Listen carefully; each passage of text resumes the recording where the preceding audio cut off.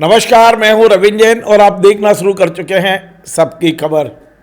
मध्य प्रदेश की राजनीति में आजकल केवल एक सवाल पूछा जा रहा है, दतिया कौन जीतेगा। अब दतिया को लेकर इतनी खास क्यों है, आज हम इस पर बात करेंगे। दरअसल ऐसा लग रहा है कि दतिया चुनाव कुछ खास हो गया। दतिया में जो विधानसभा के उपचुनाव हुए हैं वो बहुत खास हो गए हैं। ये भी कहा जा रहा है कि दतिया को लेकर बीजेपी में इसलिए ज़्यादा उत्सुकता है क्योंकि इससे दो लोगों का भविष्य जुड़ा है, नरोत्तम मिश्रा जी का और आशुतोष तिवारी का। कांग्रेस इसलिए ज़्यादा अग्रेसिव है या पूछ रहे हैं या एक्टिव है या सक्रिय हैं क्योंकि उन्होंने मेहनत की। इस बार कांग्रेस बहुत दिनों बाद एकजुट होकर लड़ी। पहली बार ऐसा लग रहा था दतिया में कि कांग्रेस में सैबोटेज नहीं है, लेकिन भारतीय जनता पार्टी में सैबोटेज धरातल पर दिखाई दे रहा था। अब दतिया में क्या होगा पता नहीं, लेकिन जो उत्साह मतदान को लेकर होना चाहिए था, जो आम चुनाव में हुआ, वैसा उत्साह नहीं था। लगभग 8 से 9% वोटिंग कम हुई है, 71 से 72% वोटिंग हुई है, ये चर्चा है। अब ये जो दतिया है वो खास क्यों है और परिणामों की इतनी प्रतीक्षा क्यों हो रही है। वैसे तो 3 तारीख को आएंगे परिणाम, मतगणना 3 को होगी, लेकिन इतनी उत्सुकता क्यों है।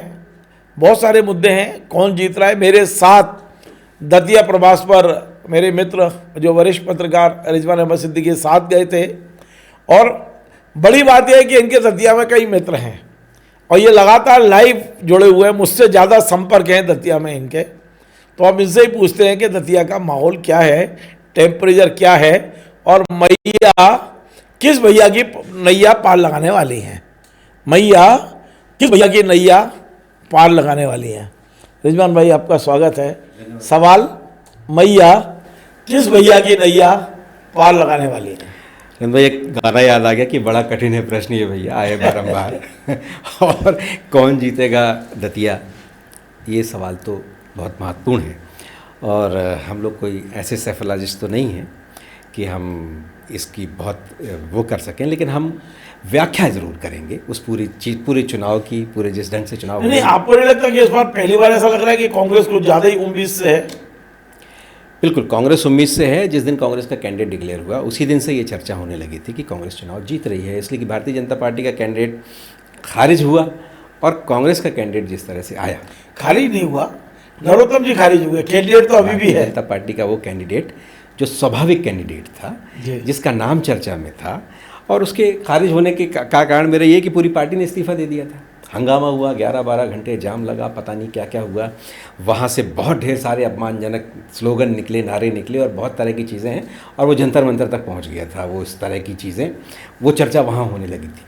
तो दतिया में इस बार कांग्रेस के पास बहुत संसाधन नहीं है, कांग्रेस के पास उतना बड़ा कार्यकर्ताओं का एक फौज भी नहीं है, और कांग्रेस में उतनी शक्ति भी नहीं है। अगर हम बात करें रिजवान भाई, अभी सॉरी क्षमा चाह रहा हूँ, मैं बीच पर हो गया। अभी मेरी बीजेपी के एक बड़े प्रमुख व्यक्ति से बात हुई, कल रात में भी हुई थी, एक से और एक से आज हुई। वो लोग ओवर कॉन्फिडेंस में हैं कि हम लोग तो जीत रहे हैं। आप देख लेना 3 तारीख को बीजेपी पक्का जीत रही है। जी बिल्कुल सही है। बीजेपी को इस कॉन्फिडेंस में होना चाहिए, इसलिए कि रविंद्र भाई, हम लोगों ने देखा था कि बीजेपी की पूरी सरकार, हमें ये अंदाज़ नहीं लग रहा था कि हम दतिया में हैं कि भोपाल में, इसलिए कि हम राजधानी में रहते हैं। सत्ता के इर्द गिर्द बहुत तरह की चीज़ों की गतिविधियों से हम वाकिफ़ रहते हैं, और हमारे बहुत ढेर सारी चीज़ें हमारे नॉलेज में रहती है, हमारी दृष्टि में होती है। तो ऐसा लग रहा था, लोग मजाक में ये भी कहने लगे थे कि हो सकता है अब दतिया में कैबिनेट हो जाए, इसलिए इतने ढेर सारे मंत्री, इतनी सरकार, और सिर्फ मध्य प्रदेश नहीं। आचार संहिता नहीं होती तो कर भी सकते। हाँ बिल्कुल, और आचार संहिता तो वहाँ कोई आचार संहिता थी कि नहीं थी, ये तो हम आप सब समझ रहे हैं। जब मंत्री इतने डबरा में कर लेते, पास ही डबरा है, आधा घंटे का रास्ता है। तो जिस तरह की परिस्थितियाँ थीं, और एक मंत्री के साथ हम लोगों ने नाश्ता भी किया था, और मंत्रियों से भी हम मिले थे, प्रदेश अध्यक्ष जी से भी हम मिले थे। तो पूरी सरकार, पूरा संगठन वहीं उसका कैंप था, और कांग्रेस ने लेकिन बहुत रणनीतिक तौर पर चुनाव लड़ा। भारतीय जनता पार्टी ने पूरी फौज झोंक दी, और वो आपस में ही एक दूसरे पर अविश्वास की दृष्टि से काम कर रहे थे। इसलिए कि जो वहाँ के कार्यकर्ता हैं एक्चुअल, उन कार्यकर्ताओं के बजाय जो बाहर से लोग जा रहे थे, जो बाहर से बुलाए गए थे या जो बाहर से भेजे गए थे, उन लोगों ने, हाँ ये अलग बात है कि एक एक नेता, एक एक मंत्री, एक सांसद, विधायक सब मिलकर स्थानीय कार्यकर्ताओं को भी घेरने की उनकी रणनीति थी। लेकिन चुनाव आखिरी 3 दिन पहले हम गए थे, उस दिन तक भी लग रहा था कि शायद वो कार्यकर्ता पूरी तरह से पकड़ में नहीं है। हमने एक ही जगह उन बहुत से लोगों की, जनता की और कार्यकर्ताओं की भीड़ देखी थी, जो डॉक्टर नरोत्तम मिश्रा का माई निवास है ना, वहाँ हमने देखी थी। लेकिन इसके अलावा हम कार्यालय भी गए थे, कार्यालय में भी लोग नहीं थे उस तरह से, जो भारतीय जनता पार्टी ने चुनाव कार्यालय बनाया था वहाँ भी लोग उस तरह से नहीं थे। तो रविंद्र भाई, पार्टी ने पूरी ताकत झोंकी, मुख्यमंत्री ने रोड शो किया, 2 केंद्रीय मंत्री, ढेर सारे मंत्री, सब कुछ था। तो अब इसके बाद भी कोई ये कह दे कि हार जाएंगे तो थोड़ा अजीब सा भी लगता है। लेकिन कांग्रेस ने जिस तरह से रणनीतिक तौर पर, कांग्रेस ने एक तो जनता को ये बताने में कांग्रेस सफल रही कि ये कैंडिडेट जो है वो अच्छा है, दूसरा वो ये भी बताने में बहुत हद तक सफल रही कि यहाँ अन्याय हुआ है, तीसरा वो ये बताने में सफल रही कि बहुत पैसा आएगा, पैसा आएगा, इतना आएगा कि इफराद आएगा, प्रति वोटर, हाँ इफराद आएगा। वो तो खुलेआम कह रही थी, लेकिन इफराद आएगा और पैसे ले लेना। तो अब एक बात बताइए, पैसा आया नहीं आया, कैसे आया, वो तो बहुत तरह पैसा तो बट क्या सोच रहा है, बट रहा था पैसा बटा है, और पैसा बटने पर बंदरबाट हुई है, इसकी भी बहुत चर्चा है। उसकी जितना आया कहा गया था उतना नहीं आया, उतना नहीं मिला, ऐसी बहुत तरह की चर्चा है।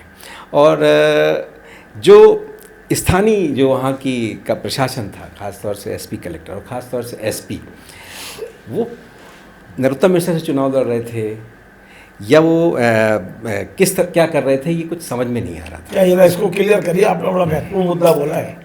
जो दतिया में पुलिस अधीक्षक है मयूर खंडेलवाल, वो चुनाव नरोत्तम से लड़ रहे थे। हाँ, क्यों?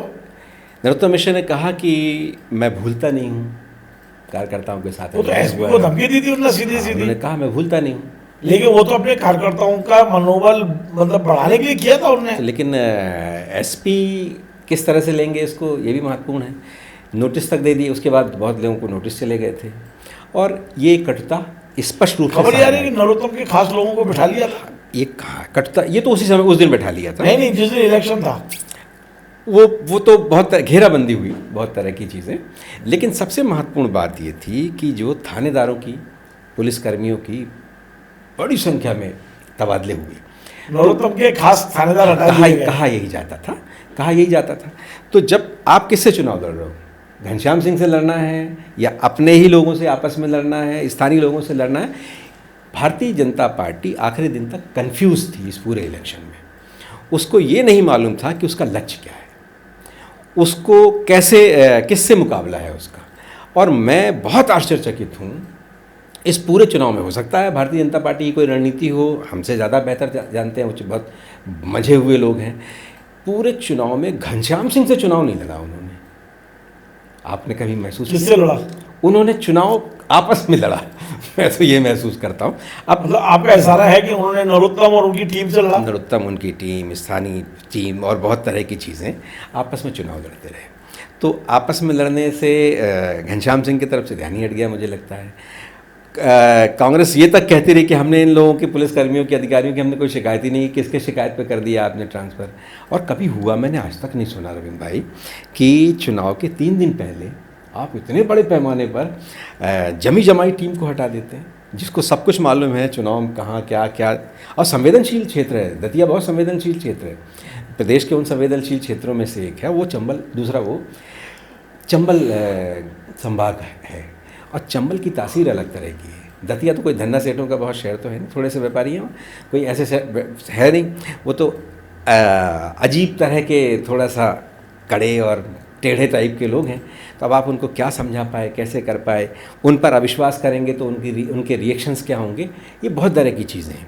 और इसी वजह, और दूसरा, आज तक जैसे एक बड़े चैनल का जो सोशल मीडिया प्लेटफॉर्म है MP तक, उसने तो कोई एग्जिट पोल भी दिखा दिया। उसने तो एग्जिट पोल में ये तक दिखा दिया कि जो कांग्रेस का कैंडिडेट है उसको 45% वोट मिल रहे हैं। 39 कांग्रेस बीजेपी और 42 है 45 लेकिन बीजेपी को 39 करके पीछे दिखाया, कम से कम 3% पीछे दिखाया। तो ये जो सब तरह की चीज़ें हैं और पब्लिक का मौन रहना, मैं इससे पहले भी दतिया के मैंने चुनाव देखे हैं रविंद्र भाई, और पिछला चुनाव तो मैंने बहुत नज़दीक से देखा जब डॉक्टर नरोत्तम मिश्रा ने लूज़ किया जो चुनाव। उस समय दतिया के लोग मुखर थे, कहते थे कि दादा ने बहुत अच्छा काम किया, बहुत विकास किया, दादा बहुत अच्छे हैं, लेकिन इस बार उनको सिंध के उस पार छोड़ के आना है। ये बात दतिया के लोग कहते थे और हर वर्ग का व्यक्ति कहता था।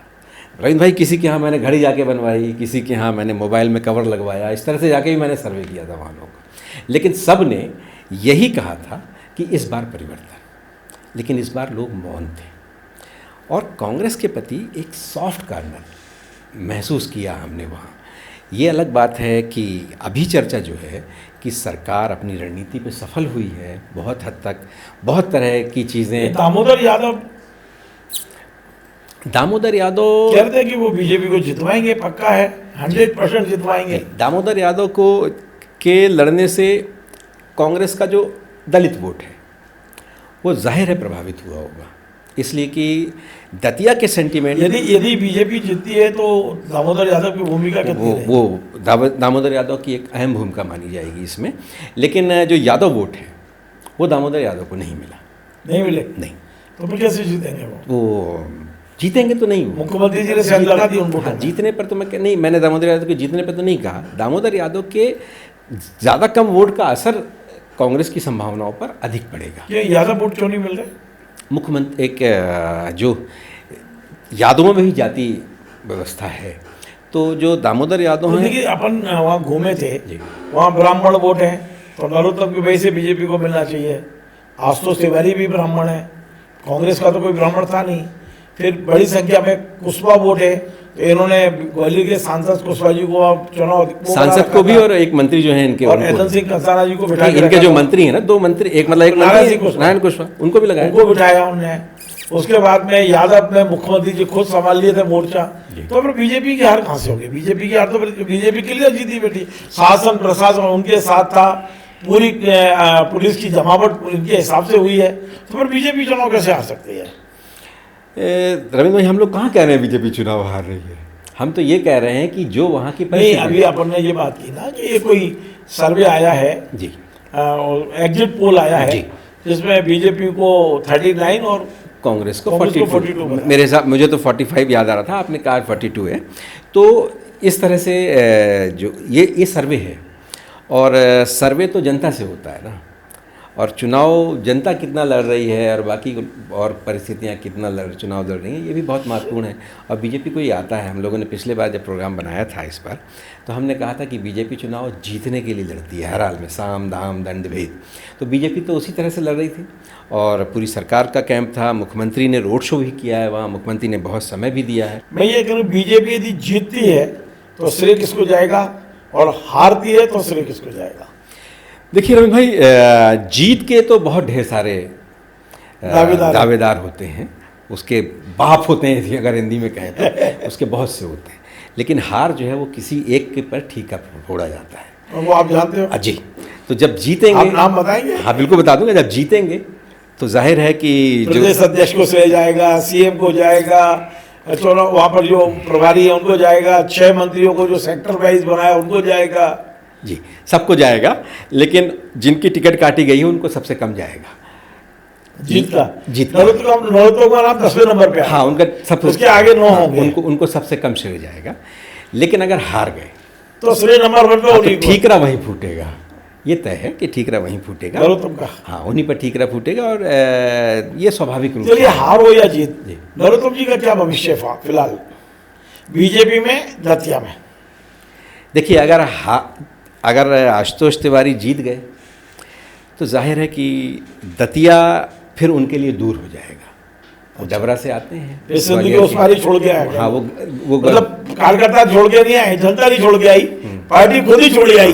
तो वो वहाँ परिस्थितियाँ ये हैं कि वो अगर सिंध के पार हो जाएंगे, वो सिंध के उस पार हो जाएंगे, फिर वो उनको ग्वालियर में भी ही अपने बारे में कुछ सोचना पड़ेगा, पार्टी हो सकता है वहाँ सोचे उनके लिए। लेकिन अगर आशुतोष रिजेक्ट हो गए तो जाहिर है कि स्वाभाविक रूप से फिर उनकी दावेदारी होगी। और मुझे नहीं लगता 2028 की 28 में, हाँ मुझे, और दूसरा मुझे ये नहीं लगता रविंद्र भाई कि उस समय जब सारे दिग्गज, सारे लोग, सब अपनी पूरी ताकत पार्टी झोंकती है, तो उस समय ऐसा जोखिम जैसा अभी उठाया गया है। और मैं अगर अपनी भाषा में कहूँ तो ये मुझे कोई बहुत समझदारी का निर्णय तो मुझे नहीं समझ में आया। किसी सर्वे को आधार बनाकर आप इतने बड़े नेता की टिकट काट दो। अगर आप ऐसा नहीं करते, जो मैं मानता हूँ, अगर आप ऐसा नहीं करते, अगर चुनाव हारता कैंडिडेट वहाँ उनका, तो उसका क्रेडिट डिस्क्रेडिट सब उसी कैंडिडेट पर जाता। पार्टी का, मुख्यमंत्री पर, किसी के, उसकी सेहत पर इसका कोई नहीं फर्क पड़ता, इसलिए कि वहाँ का कैंडिडेट बहुत बड़े कद का नेता हो। लेकिन अगर चुनाव इस तरह से हार जाएंगे तो जाहिर है बहुत लोगों की सेहत पर इसका। तो इस सवाल को बदलते हैं जी, कांग्रेस जीती तो श्रेय किसको हो जाएगा, और हारी तो ठीकरा किस पर फूटेगा? कांग्रेस जीती तो श्रेय बहुत जाएगा, नहीं जाएगा अलग बात है। कांग्रेस का उत्साह बहुत बढ़ेगा और पूरे मध्य प्रदेश में एक संदेश जाएगा। दूसरा, जीतू पटवारी ने जिस तरह से मेहनत की है इस पूरे चुनाव में, जाहिर है कि इससे उनकी लीडरशिप कहीं ना कहीं, पटवारी की रणनीति, हाँ रणनीति, और कहीं ना कहीं, और जिस तरह से मुखर होके, और जिस रणनीति से वो जीतू पटवारी इस बात को स्प्रेड करने में सफल हो गए कि बहुत पैमाने पर पैसा आ रहा है, बहुत धन आएगा, ये आएगा, बटेगा, बंदर बाट होगी, सब होगा, और ये वो लोगों में ये धारणा बनी, ये परसेप्शन बनाने में कामयाब हो गए। जीतू पटवारी ने 50 करोड़ रुपए कहा था, लोगों ने तो उससे भी बढ़ चढ़ के दावे करने शुरू कर दिए। तो जाहिर है जीतू इस मामले में सफल हो गए।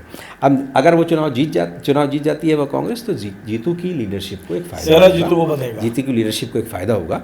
लेकिन इसका पूरा प्रदेश में एक मैसेज जाएगा। दूसरा, भारतीय जनता पार्टी को भी एक मैसेज जाएगा कि इस तरह की मनमानियाँ उचित नहीं है। और दूसरा, भारतीय जनता पार्टी के पास तो बहुत, एक बार बता दूं आपको, भारतीय जनता पार्टी के पास तो एक बहुत बढ़िया टाइप किया हुआ मैसेज रखा है। यदि हारे तो कह देंगे जैन जी ने हरा दिया, वो दिल्ली के माहौल से हारे हैं। हमारी तो पूरी ताकत थी, रणनीति। किसान भी चर्चा में आएंगे, किसान ये किसान तो अभी आए हैं, ये किसान तो अभी आए हैं, वोटिंग के पहले आए ना, वोटिंग के पहले तो आए ना किसान, हाँ, वोटिंग के तो वो भी चर्चा में आएंगे। और कितना असर है पता नहीं, पर जैन जी का असर तो दिख रहा था। हम और आप गए तो साफ दिख रहा था, जैन जी का असर दिख रहा था। और हमको ये भी दिख रहा था कि स्थानीय लोग जो बाहर, दतिया चुनाव लिटमस टेस्ट माना जा सकता है? नहीं, कुछ नहीं, इसका मुझे नहीं लगता कि कोई बहुत ऐसा असर पड़ने वाला है किसी की भी। दतिया चुनाव एक तरह से एक लिटमस टेस्ट कहते हैं ना, मैं समझ रहा हूँ। पूरे मध्य प्रदेश में मैं वही कह रहा हूँ, दतिया चुनाव अपना मध्य प्रदेश का मूड बताएगा क्या? नहीं, मुझे नहीं लगता, इसलिए कि दतिया की परिस्थितियां ही दूसरी हो गई हैं।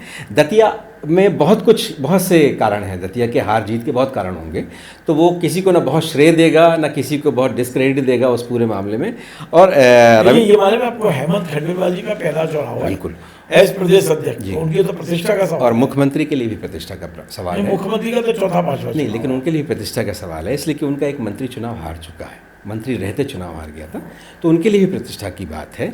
लेकिन फिर भी मैं वही कह रहा हूँ आपसे कि दतिया का मूड ही दूसरा हो गया था, दतिया चीज़ ही दूसरी हो गई थी, तो उसका बहुत मुझे नहीं लगता कोई असर पड़ेगा। लेकिन एक संदेश जाएगा, अगर दतिया भारतीय जनता पार्टी जीत जाती है तो ये मान लिया जाएगा कि जो हाईकमान का जो प्रयोग है वो सफल हो गया, हर परिस्थितियों में वो जिता के ले आते हैं। लेकिन अगर दतिया हार गए तो वो जो लोग बहुत ढेर सारे आशंकित हैं ना, प्रहलाद पटेल का भी अभी एक बयान आया था, उनसे भी पूछा गया था, तो इस तरह के जो बहुत लोग आशंकित हैं, दिग्गज नेता आशंकित हैं, इस नरोत्तम मिश्रा की टिकट कटने का संदेश पूरी भारतीय जनता पार्टी में खलबली मचाने वाला था, तो वो जो है उनके लिए बड़ा संतोष का निर्णय होगा। बहुत बहुत धन्यवाद। तो आज देखिए, हमने दतिया पर चर्चा इसलिए की कि मध्य प्रदेश की राजनीति में कई घंटों से एक ही सवाल, दतिया कौन जीतेगा। हम भी नहीं कह रहे कौन जीतेगा, हमने कोई निष्कर्ष नहीं निकाला है, पर हमने व्याख्या की, समीक्षा की, पूरी वहाँ का माहौल क्या है, ठीकरा किस पर फोड़ा जाएगा, एक सिर तैयार है। बीजेपी हारती है तो बिल्कुल सिर तैयार है, जिसके सिर पर ये ठीकरा फोड़ा जाना है, और जीतती है तो सेहरे किसके सिर पर देंगे वो भी लगभग तैयार है। कांग्रेस के बारे में भी हमने बात की है। रिजवान भाई को वाकई दतिया का बहुत अनुभव है, मुझे लगता है ये कार्यक्रम आपको ज़रूर पसंद आएगा। नमस्कार।